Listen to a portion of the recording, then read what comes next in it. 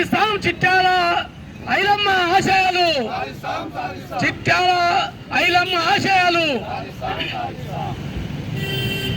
సోదరిమణులారా, సోదరులారా, ఈరోజు భారత communist party Marxist CPM Wanaparthy పట్టణ కమిటీ ఆధ్వర్యంలోన చిట్యాల ఐలమ్మ 40వ వర్ధంతి మనం ఘనంగా నిర్వహించుకోవడం అనేది జరుగుతూ ఉంది.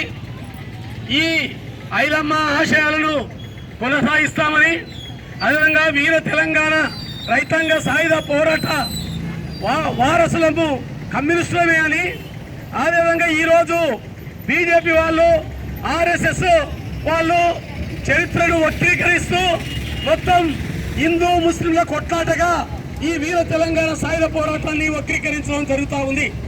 వాస్తవంగా వీర తెలంగాణ సాయుధ పోరాటము బందకి మొట్టమొదటి అమరుడు బందకి. ఆయన ముస్లింను చంపింది రజాకారులు. అదేవిధంగా షోయాబుల్లా ఖాన్ను చంపారు. అదేవిధంగా దొడ్డి కొమరయ్యను చంపారు. ఈ పద్ధతిలో మొత్తం 4000 మంది కమ్యూనిస్టులను సంబంధించి హత్య చేయించారు. 1500 మందిని రజాకారులు నిజాం రాజు చంపిస్తే 1947లో సెప్టెంబర్ 13న వచ్చిన వాళ్ళు సెప్టెంబర్ 17 తారీఖు నాడు 48 సెప్టెంబర్ 17 తారీఖు నాడు భారతదేశంలో విలీనమైంది. ఈ వీర తెలంగాణ సాయుధ పోరాట వారోత్సవాలు జరుపుతా ఉన్నాం. 1948 సెప్టెంబర్ 17న భారతదేశంలో నిజాం రాజు పరిపాలన ఉన్న ప్రాంతం అంతా భారతదేశంలో విలీనమైంది. 48 సెప్టెంబర్ 17న విలీనమైతే ఇప్పుడు దీన్ని విమోచన దినంగా పాటించాలని బీజేపీ వాళ్ళు తాతాలాడుతూ ఉన్నారు. పోయిన సంవత్సరము మనము చూస్తే మొత్తం కేంద్ర మంత్రులు వచ్చి, అమిత్ షా వచ్చి హడావుడి చేసిండు. ఇప్పుడు కేంద్ర మంత్రి వస్తున్నాడు హైదరాబాద్ కు, మొత్తం మేము వారసులమని. కనీసం సిగ్గానే ఉండాలి. వాస్తవంగా నైజాం రజాకారుల పరిపాలనలోన భూస్వాములు ఎవరు? హిందువులు. విష్ణురు, దేశ్ముఖ్, రామచంద్రారెడ్డి, ఈయన చెన్నారం ప్రతాపరెడ్డి, వీళ్ళందరూ భూస్వాములు కాదా? వీళ్ళందరూ హిందువులు కాదా? మొత్తం హిందువులు, భూస్వాములంతా హిందువులు. అదేవిధంగా నైజాం రాజుకు కప్పం కట్టేటోళ్ళు, నిజాం రాజుకు బంటులు వీళ్ళు. కాబట్టి దీనికి బీజేపీ ఆర్ఎస్ఎస్ చెప్తున్నది, ఆ రోజు ఈ నిజాం రజాకారులకు బంటుగా ఉన్నారు, తోడుగా ఉన్నారు, తోడు దొంగలు వీళ్ళు, భూస్వాములకు అండగా ఉన్నారు. దానికి వ్యతిరేకంగా కమ్యూనిస్టులు పోరాటం చేసిండ్రు.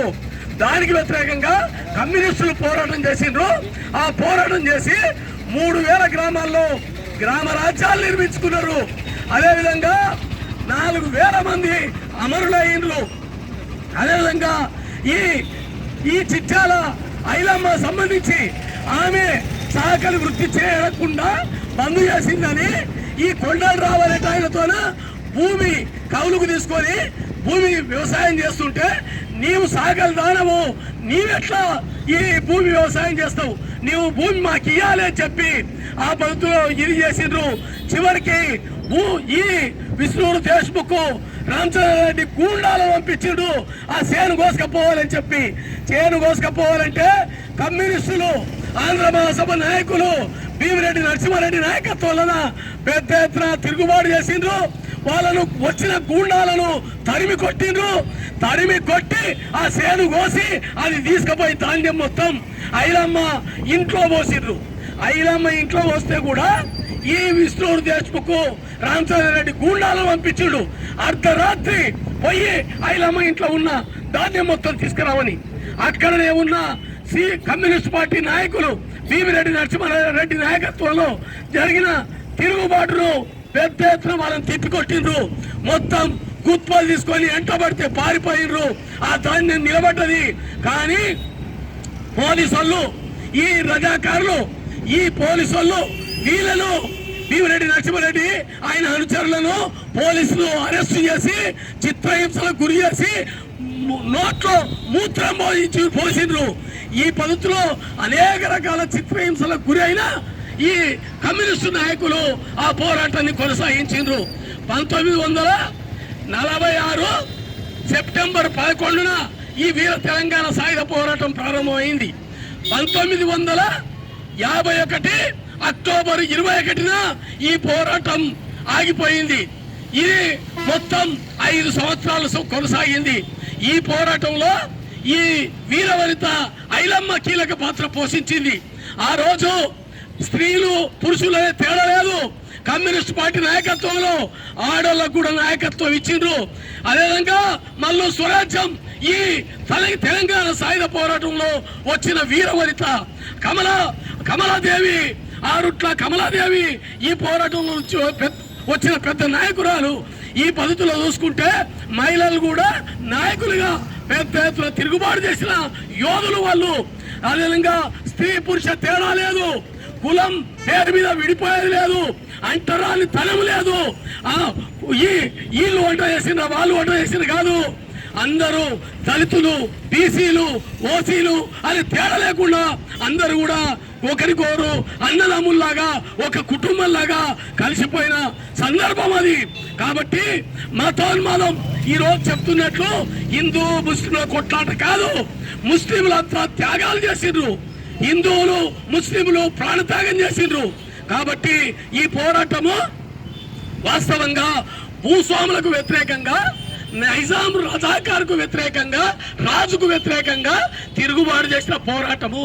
ఈ పోరాటము చివరి దశకు వచ్చే వరకు వాస్తవంగా నెహ్రూ ఒప్పుకున్నాడు. నెహ్రూ ఏమని ఒప్పుకున్నాడు? స్వతంత్ర రాజ్యంగా ఈ నిజాం రాజు నిర్వహించుకుంటే ఓకే అని చెప్పి సంతకాలు చేసిండ్రు.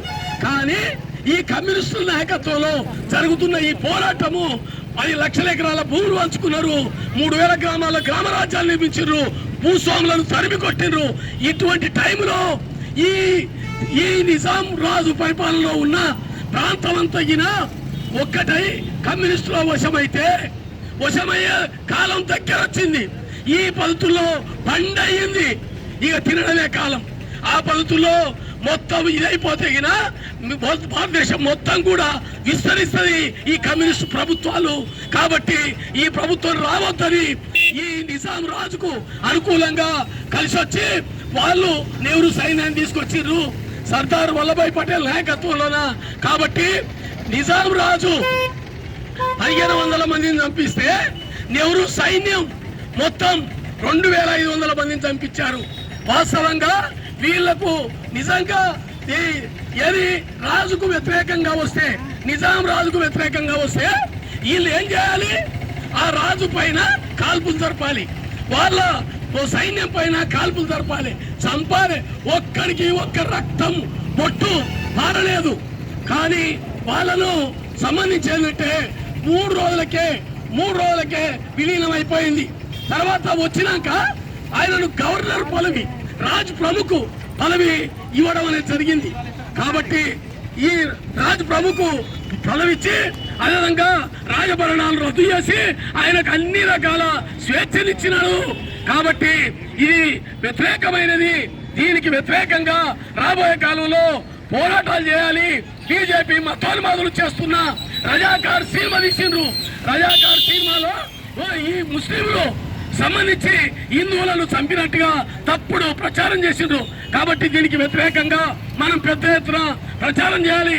ఈ రోజు నుంచి 17వ తారీఖు వరకు పెద్ద ప్రచార కార్యక్రమాలు నిర్వహించేదాని కోసము, బీజేపీ మతోన్మాదాన్ని ఎండగట్టేదాని కోసము మనం పనిచేయడము.